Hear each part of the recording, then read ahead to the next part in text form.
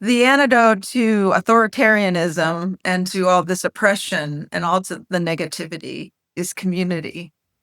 Being in community, seeing the community, having multiple communities. Just because the loudest voice in a room is the loudest doesn't mean that's the majority.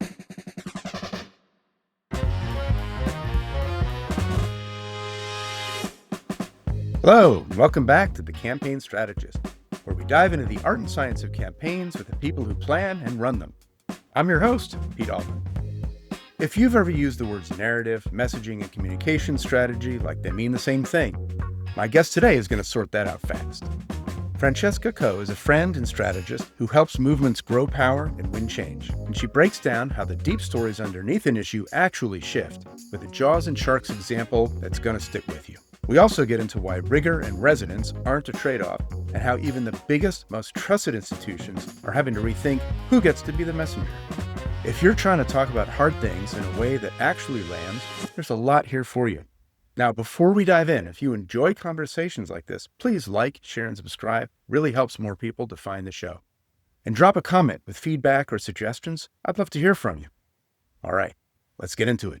Hey, Francesca. Good morning. How's it Bon going? dia. What a fantastic introduction. You're hired. I'll take you everywhere. So I want to start by saying we've been friends and colleagues for over 15 years, going back to our time at NRDC. But in all that time, I don't think we ever actually talked about where we grew up.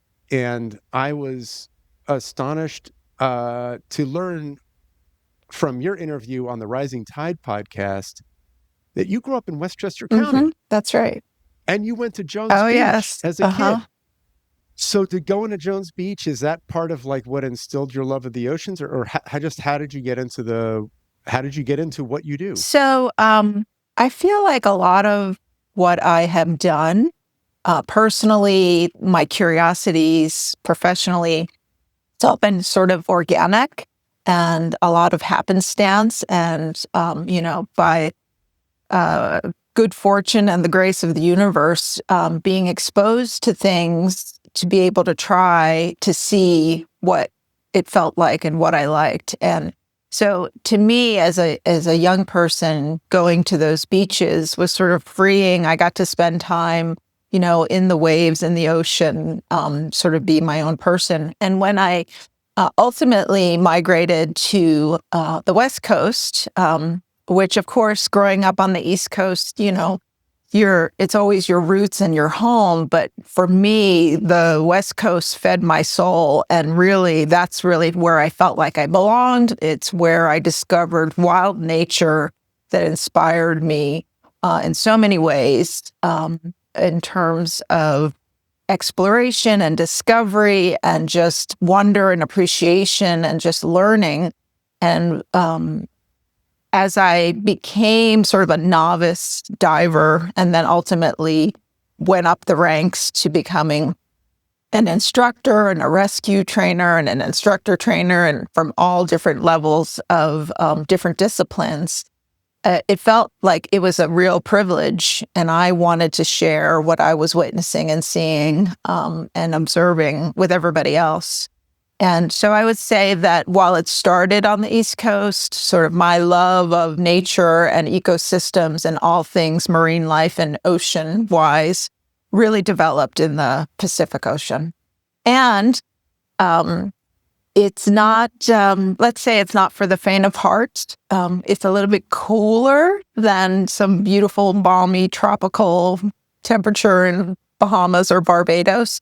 But what those cold water temperatures do, it's one of 5 upwellings right off the coast of San Francisco and Sonoma, one of 5 upwellings in the world. And so it's really nutrient-dense, rich water that comes up. And so basically, think about a party. Where is everybody? They're in the kitchen. Everything's happening in the kitchen. And for the Pacific, that's what those cold water upwellings are. They're the kitchen. So you have all these amazing species, seabirds, marine mammals, fish, invertebrates, humans. It's all happening in the kitchen. The kitchen is the place to be. When you said it, not for the faint of heart, I was thinking of free diving, which is diving is deep as you can without any equipment. If you want to learn more about that, Francesca is part of a terrific movie that Netflix has out. I forgot the name because it's been like a year and a half since I Yeah, saw it. The Deepest Breath, But we'll put a which is link. actually, it is a Deepest movie Breath. about free diving, but it's really more of a love story. I'll put a link in the comments. So that's like your diving and water life. How about when we got to know each other was first you as a communications pro. So, and how did you get into narrative and storytelling Sure. So and they're sort of communications? intertwined. I went to work for a group called Underground Advertising, and one of our clients at the time was the Natural Resources Defense Council, which I ultimately ended up joining on staff. But at the time, we were working on a variety of different climate and energy campaigns, transportation campaigns, things of that nature. And I really admire director for Oceans, co-director Karen Garrison. And because of all of my water activity, I would send her. I was like, Karen, oh, hey, here's an amazing photo of this in case you need it for something, or here's an expedition that we did. Here's some information. Um, and ultimately, that kind of connective tissue between the things that I loved and cared about and had a front row seat for, and then the way that those things became important in telling stories, sort of manifested not just in the ocean conservation work that I did, but then ultimately in the work that I was doing on climate campaigns. And, you and I worked so much on different things, especially around language and the way people talked about things and the way Mm. they thought about things and all of the qualitative and quantitative messaging and the message testing that we were doing. And just you and I were very in sync about understanding that we needed to provide almost a container for people to understand what was going on. And within that container, we needed to have language that made sense to people, not just to the experts, not just to the policy experts, the scientists, and the lawyers, but to the everyday Americans. Uh, um, One of the pieces of work I'm proud of stuff is our work together on looking at how do we talk about climate in a health context, particularly in asthma context, which was a huge shift for the community, but eventually caught on. It's just a much more effective way to have it relate to people's lives instead of sort of the more distant impacts that environmentalists were used to talking about, like impacts on polar bears um, and sea ice and so on. Yeah, and I would say Um, that the story of that was the story of health and the fact that, this was about pollution impacting our families and our yeah, neighborhoods. And, maybe not all of us know or care about a polar bear, but we all probably know the people in our neighborhoods, or if we're living in an area where there's a refinery, then we know that it is yep, creating problems for people, especially the most vulnerable populations, which could be the youngest or the oldest or the people that we're taking care of. There's a real, not that that is a benefit, it's not a benefit, but the material benefit of stopping that pollution is what made sense to people. They didn't yeah. care if it was methane gas or something else. They needed to know how to take care of their families. There's often a real strong compulsion to be precise in the terminology we use, particularly the more sort of insidery you are to the policy world and the legal world and understanding the science and the terms. Like, I think it's hard to judge at what point can you just use more generalized language that regular people are going to understand versus when you have to be like very specific and use the terms that probably more just experts are familiar with. It's interesting for how my thoughts about this have evolved. And I think that what is so important, especially now, is rigor, having rigor, having, ha- I welcome and I value and appreciate the experts, but we still need to then translate what they're providing us in a way that, I had mentioned to you this idea of shared language. So if the rigor is the foundation, the shared language of, well, what are the impacts? What does that mean to you?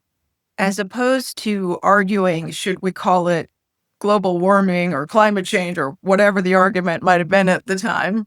It's about the and, it's not an or.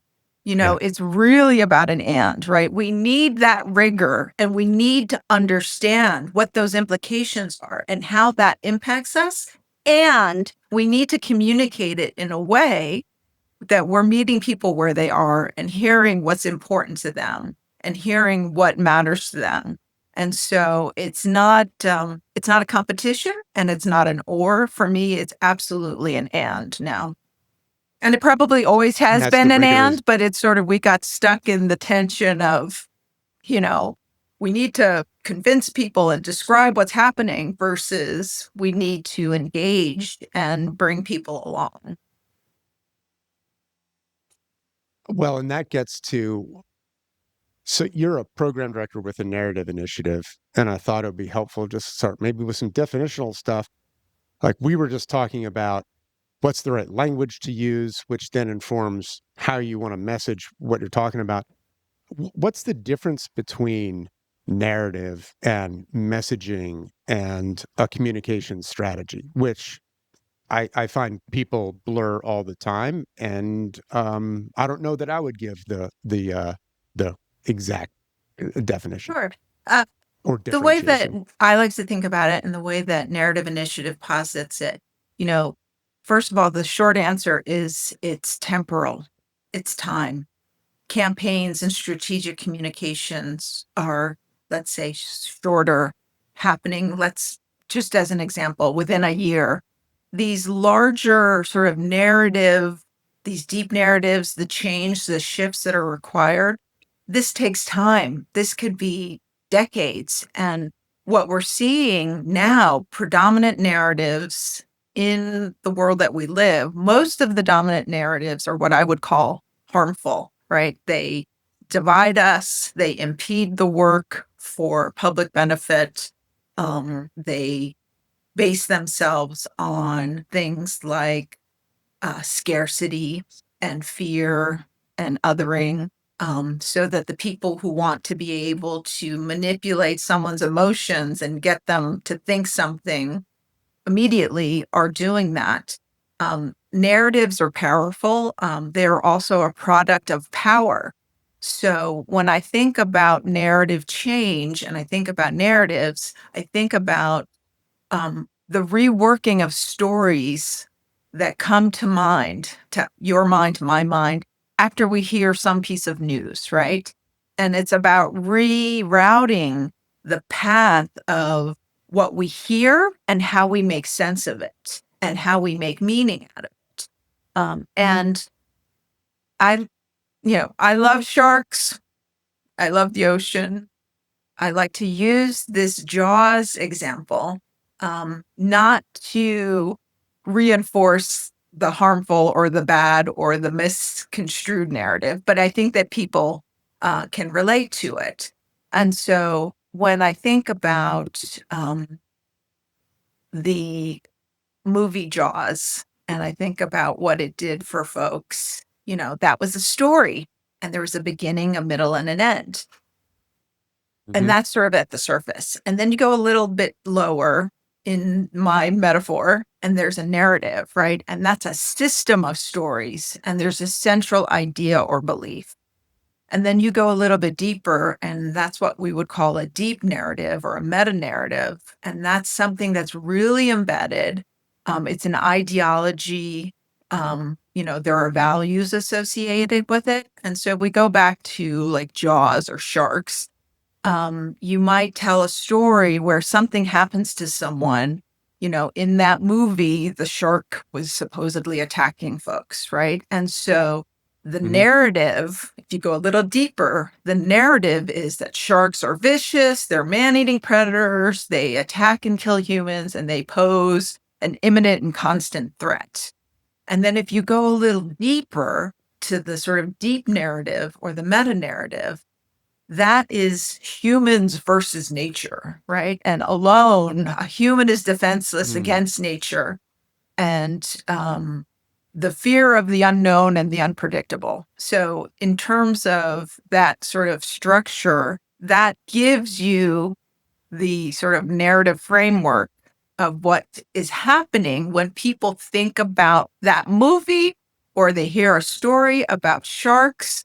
All those other things are coming into play sort of almost in an unconscious way, because we have built up this collective idea. It's this collection of stories and themes that we've heard, whether they're correct or not, repeatedly over time. So it's like so narrative shapes the long-term impression that people have about a given subject that then when they hear then specific stories or messages that are related to that subject, they just fit it into their existing framework. And it's about changing what that narrative is over time. Like maybe another way of looking at it is, I think for a long time, people saw pollution chugging out of factory smokestacks as a positive thing because it meant economic activity, it meant jobs, it meant that community was thriving. There's a lot going on. And over time, as we started to learn, well, there are downsides to all this pollution, that perspective started to change. I would say specifically to Is that narrative change, it's more than just a campaign and it goes deeper than just a yeah? new set of messages. It is happening through an array of actions, experiences, and settings, right? So it's all of those things, and it's combining those things to shift what the dominant story is and almost how it's interpreted by the people who are hearing about it. So how do we change it? So if we pick a narrative, say that we've been hearing lots of for years and years now, like broadly speaking, from the right, immigrants are bad. Um, and then every time like there's some kind of an incident and puts somebody who's immigrated in bad light, that gets amplified and reinforced to help reinforce that broad narrative. How do we change something like that? How does something like that get changed? Well, unfortunately, it takes time, right? And it also takes Yeah. infrastructure. And by infrastructure, I mean relationships, ecosystems, legal mechanisms, media mechanisms. But it usually starts with organizers and narrative practitioners. And guess who narrative practitioners are? Everyone. We all are, right? And so there's not this bifurcation of like, oh, policy is over here and communications is over here. Like we are all practitioners. And I would say that depending on what is the way that you have influence, it could be narrative change as arts and entertainment. It could be narrative change as organizing or as strategic communications. I think that the power comes in people being in community with not just their neighbors and themselves, but also drawing on their lived experience, right? Not waiting for some consultant in DC to tell you what to do. And people all have really interesting and meaningful stories, and they should be sharing those, right? You can be an artist, a creator, a storyteller in any walk of life, and there's agency around that. And I think that the long-term change comes through this combination of stories from the community, movement Mhm. building, and direct action. And, we are about to roll out this new concept paper at Narrative Initiative called Take Good Care. And I just want to tease it, but I want to also say that it really looks at where people start with action instead of thinking. Because if you're already doing something, if you're already engaged in a way, then I don't need to convince you or persuade you. And so really being smart about harnessing the energy that exists where people care about things already.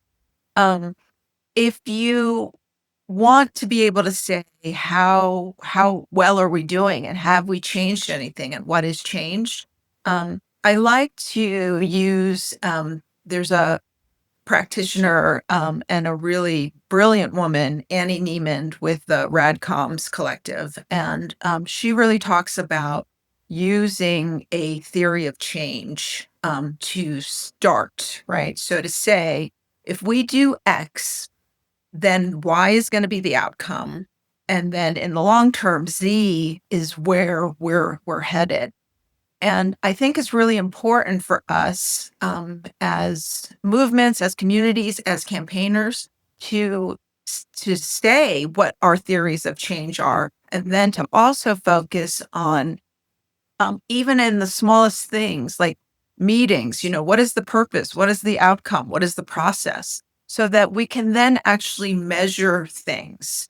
And I think that we also have to start to socialize a culture where it's not so like stock market, what's happening this quarter. Like these things take time. And so having this frenetic pace where, well, we haven't seen change in 6 months, things are going to be iterative and we might need to revisit and we might need to change and adapt. But to sort of get out of that kind of frenetic pace of this unrealistic expectation that things happen overnight, or that even the things that we say are a measurement of change are the right attributes, that we need to redefine criteria. And I think that we need to look at that collectively as a group of people who care about making sure that we have a healthy and sustainable environment and that we have equity in terms of not just who's at the table, but whose power are we building?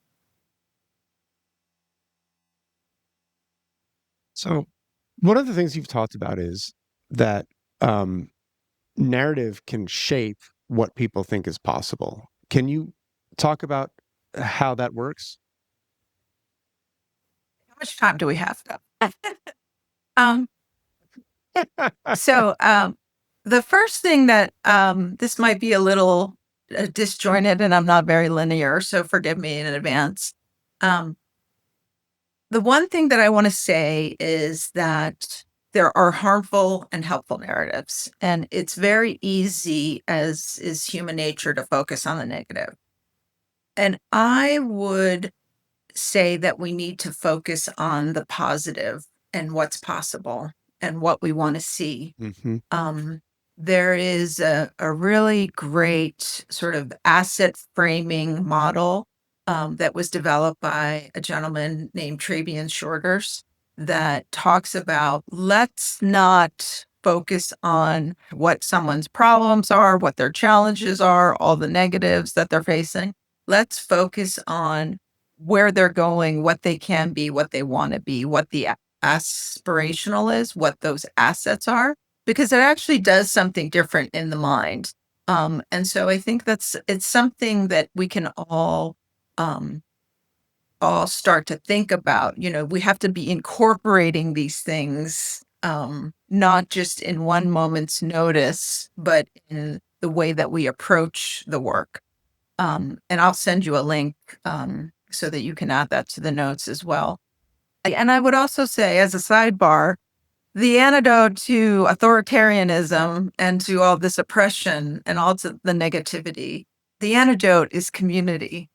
And being in community, seeing the community, having multiple communities. And when you're talking about those rallies, I think about the artistic creative expression and how amazing, like people are also hilarious. They come up with the funniest things and like the laughter and there is an interconnectedness and, it just because the loudest voice in a room is the loudest doesn't mean that's the majority. And so I think those kinds of rallies are a great reminder of there is a whole other universe that is the reality.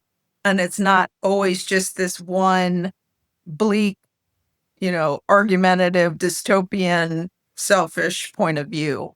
I also want to mention in the kelp restoration work that I've been doing, we were able to, as a community, harness a lot of fishers and spearfishers and community members who once upon a time were really going to a section of the coast to do abalone diving.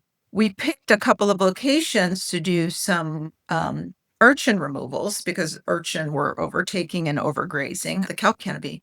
And one of the established PhD scientists was like, Francesca, why are you doing these removals in these two locations? And I was like, this has nothing to do with what we're trying to demonstrate ecologically. There are hundreds of people who have come to participate, to embrace the need for a solution. This is the way they can contribute. And we're building bridges so that in the next phase of whatever it is that we're rolling out, we've got this whole battalion of people who are already on board. They want a solution. So again, it's not that it has to be the perfect scientific location. It has to be the perfect location for building community. So what's your process for building out a campaign to do all this? Where do you start, and how do you think about what are the other parts and pieces that are needed? The work that I'm doing now at Narrative Initiative is what I would say is sort of issue agnostic. So we might be working on carceral punishment reform. We might be working on reproductive justice. We might be working on climate migration, any area of work. And we're doing that with partners. Like we are an intermediary and we tend to work with different coalitions and frontline groups and foundations to try to understand the context in which we're working. And from a landscape and assessment point of view, in terms of narratives, we want to understand what are those narratives that are pervasive, the harmful ones and the helpful ones. And so we will actually start by having a very participatory research process where we're talking to people and we're gleaning insights from their lived experience. We're always trying to center people when we're doing this because we don't need to be adding any more power to the hegemonic structures that we have, whether they're, bad administrations or really behind it all, the corporate players. It's sort of, if I go back and I'm like, I want to understand how we got to where we are. And I think about Citizens United and I'm like, well, this was a huge intersection of how we got to where we are. But essentially, to go back to answering your question, to start by doing a landscape of what is happening and what are we hearing, seeing, and what undergirds those themes that we might see in that specific issue area. Doing a lot of work right now around climate mobility and climate migration. And there's an upcoming adaptation forum where we're actually, there are a lot of people, a lot of great people working in these, let's call them streams, but they haven't always come together yet. And so trying to figure out how to be able to do that so that we are reinforcing the positives and helping one another and benefiting from all of the knowledge. But again, trying to not be in silos so much so that there is that shared understanding and that shared knowledge. So you figure out what's that landscape of the current narratives that are out there that you're likely to encounter, and then how do you figure out what's the narrative that you want to propel forward, and then translate that into what different stakeholders can do to help to propel it? So we like to really make sure that the people who have the most at stake, the people who are being most impacted, are a part of this process. and we try to build their capacity. And so sometimes that's just naming what those narratives are and then showing points of consideration. How does that appear? Here's an example of how that appears, and giving them almost primers to understand that so they can start to reinforce the positive, the helpful narratives that speed the work. And they can be in control of that. They have the agency. It's their story, it's their solution. They're permeating that. They're respected locally. They are probably the best face to be the messenger. So really building capacity simultaneously while, just being able to guide folks, and then taking it into, well, what's on the table right now? Is it a ballot initiative? Is there a big monster data center coming? Like, what are the things that, as a going back to, what is the purpose? What are the outcomes we want? And what is the process? So taking that landscape and then trying to actually weave it into what their campaign and then maybe their messaging is, to make sure it's always advancing the things that are important to them, is the way that we look at it. And it's always in partnership. There will be many times different groups that are working on something, and they're coming from, could be different geographies, could be different experiences. There is not one way to do it. And so we respect and honor that people might have different approaches. But what I like to make sure we're doing is that we're aligned under what it is that we're trying to achieve, and understand that. And if there is a difference, so for example, I had mentioned something about carceral punishment reform. We did a project where there were some people who were very specifically, we want reform. We've got to take what is existing and reform it. And then within the group, there were a bunch of people that were like, absolutely not. We are abolitionists. We need to change this whole thing. And through our landscaping process, not that this was an organizational development process, we realized, oh, wait a minute, we've got two different kind of factions here, and which is not necessarily a bad thing, but you have to be aware of it. So I like to say to folks, you have to start with alignment. And if you aren't aligned, understanding what those differences are, so that when you get to a decision point, whether it's an intervention or a campaign or an audience, that you are making those choices with intention, because that's going to be a difference around either philosophy or approach.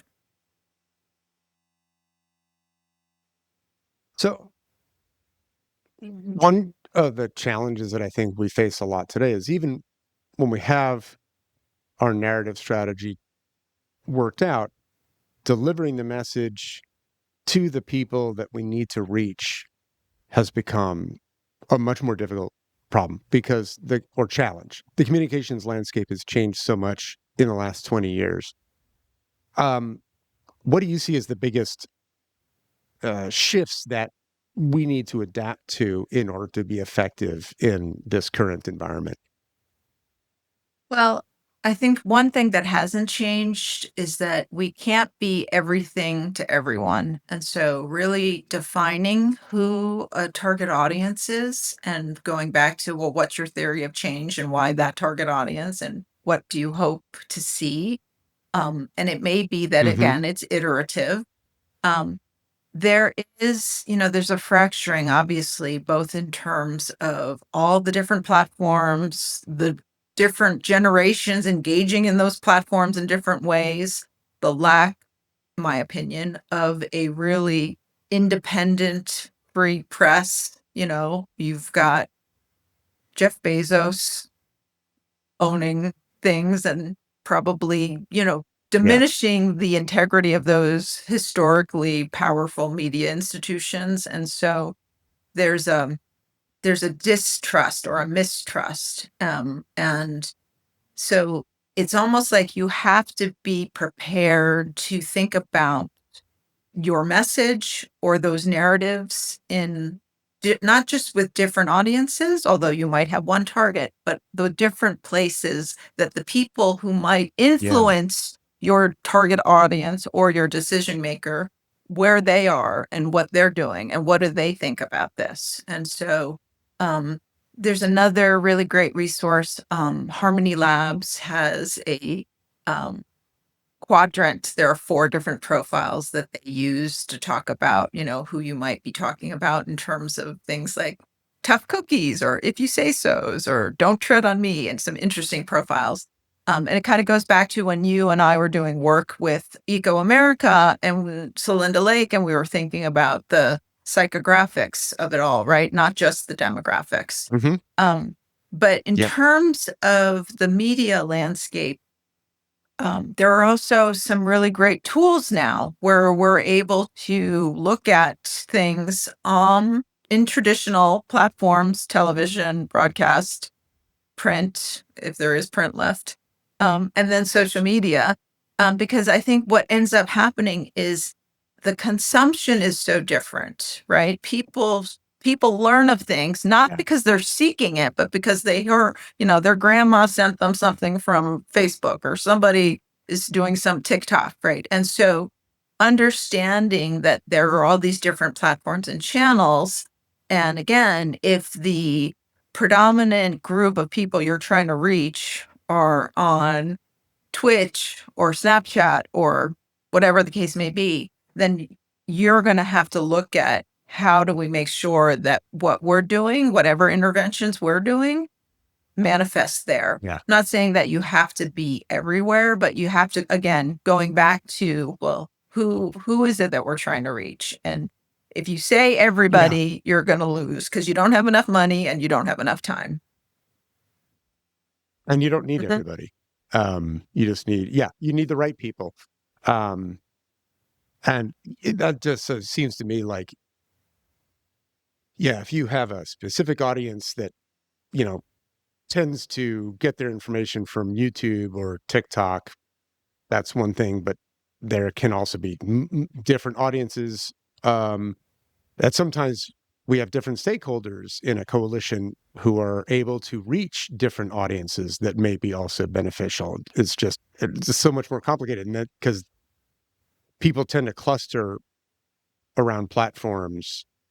I don't know if there's demographic, psychographic, platform graphic. Like, we know generally older people, you'll find them more on Facebook. Younger people, you find them more on TikTok or I forget where Instagram is these days. I feel like that's mid-30s for some reason, but I don't know if that's right.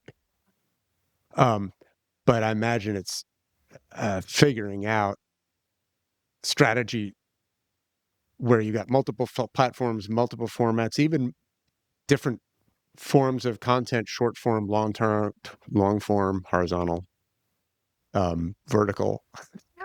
It's a lot to keep track of and to plan out. I also think it's about people feeling, even though we're talking about people consuming content and media, I think it's about people feeling seen and heard. My theory of, you and I grew up when Joe Rogan was running that show where people were like eating worms. What was that called? Fear Factor. Fear Factor. Right. But now he's like this huge influential podcaster and in the manosphere, which is subject for another day. But I would argue that it's not that they're like, oh, he's the most brilliant person on earth. I think that it feels personal. It feels like he is speaking to me and he hears and sees me, right? And so in that case, it has nothing to do with what the platform is. It's for resonance. It's for people feeling like this represents what I think, what I feel, or that since that person feels like they're part of my group, I can listen to them. And this raises one of the things that I think about a lot is the challenge that established organizations have, like say in the environmental community, NRDC, UCS, Earth Justice, that have established highly trusted institutional voices that for decades, the credibility, when you heard from one of those groups, you knew that it was, it had expertise and knowledge behind it. but there's so little trust in institutions now. The value of, a brand name saying something seems to be a lot less than it used to, because people are more inclined to get and intake information from people that they relate to, they feel like share their values. How are you seeing well-established organizations adapt to this? Because it seems to me like it's a huge challenge. So I think the ones Or are you seeing organizations adapt to it? I guess that's really the I first think question. some organizations are, and I think some organizations aren't. And I think that back to my earlier statement around rigor, using those legal and scientific and policy mechanisms, I believe, is always going to be important. And we need rigor. We need to really have precision, accuracy, and efficacy. The institutions, and I think we saw NRDC do this. Like, I think that you and I were like, do this faster, NRDC, when we introduced the first youth task force, when we Mm-hmm. introduced Londa Verde with Adriana Quintero with our Latino outreach. And we were like, we need to be representing these folks who have so much at stake, and this is not the way that you've been oriented before, but you need to be adopting these strategies. And, maybe they were not as flexible or slightly reticent, but now you're seeing these groups, whether it's NRDC or EDF or Earth Justice, they actually do have not just programs, but advisory councils. And in the places where they are not the right community or not the right people to be speaking, they are doing re-granting and they are supporting the more important in terms of what's at stake Mm-hmm. communities. And so I think that's a positive. I'm also interested in what you said about building capacity when you're talking about, particularly with local people or organizations that are really close to the actual manifestation of the problem that's affecting the people in a given community or a special place. Um, how do we get more stories coming from those people, from where the right is really effective by fomenting hate, outrage, anger, lots of negative emotions. And, I think we can use some of that on the left, but I don't think that we're as comfortable at all with out lying, the amount of lying that goes on. So I think about where our emotional potency comes from is in talking about the stories about how this impacts this person or this community or neighborhood, or like being able to see that special place. How do we get more of that to happen, coming from the people who are right there, who are right close up to whatever the it is? There are a number of narrative work groups that we at Narrative Initiative with our coalition partners are focused on. One of them is around health and health equity. One, as I mentioned, is around climate migration. And one in particular is around rural urban unity. And recently, just last weekend, I think, we were doing a on the ground, in person tour of Transit for All PA, because having access to transit and affordable transit is something to make sure people are Hmm. able to get to work and get to the places and get to their appointments and all the things. And so to highlight and buoy up the work that Transit for All PA is doing is just one example of an amazing story of advocates and activists locally with solutions and sharing stories.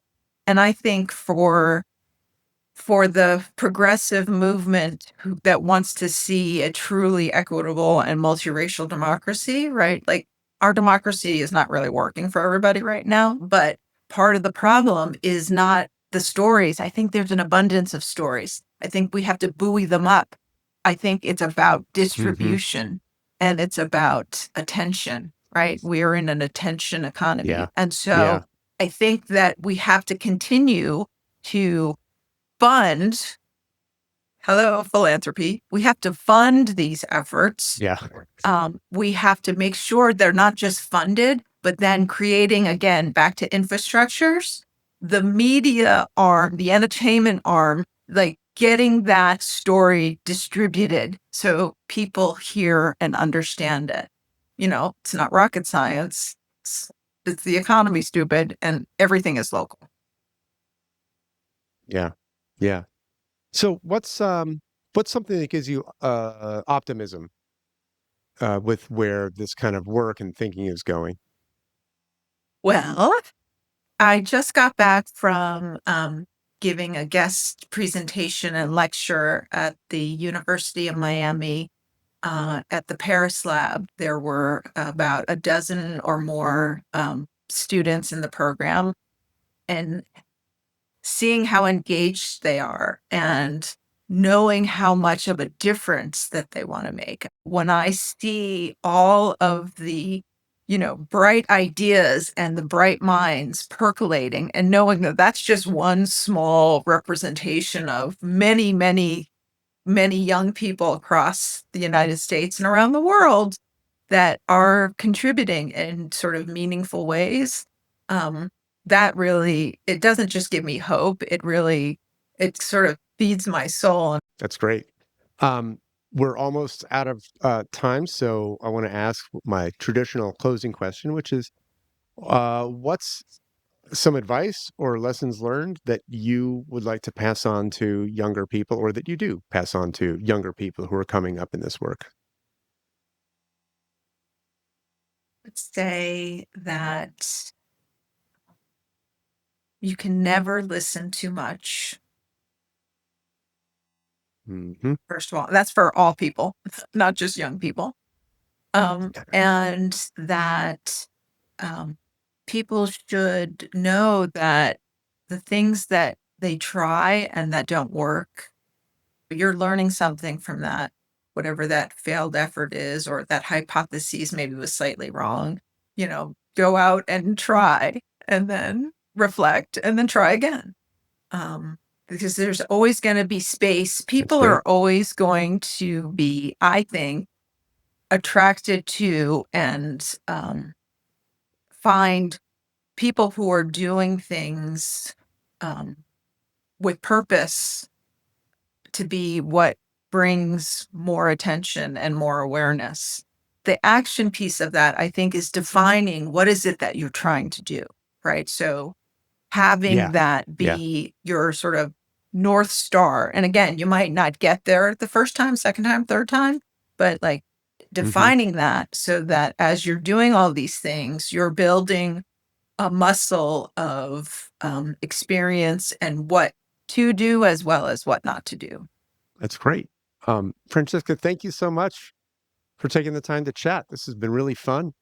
And I've learned stuff that I didn't know before, um, even with all of our years together. So thank you so much. Thank you. Thanks for tuning into the Campaign Strategist, where we dive into the art and science of advocacy. The podcast is produced by Prismatic Strategies to share wisdom and insights from leaders in the field. I'm your host, Pete Altman. Music was written by Andrea Perry and Pete Altman, and this is edited by Abby Altman. If you enjoyed today's episode, please don't forget to like, subscribe, and share with others who care about making a difference. You can find us wherever you get your podcast.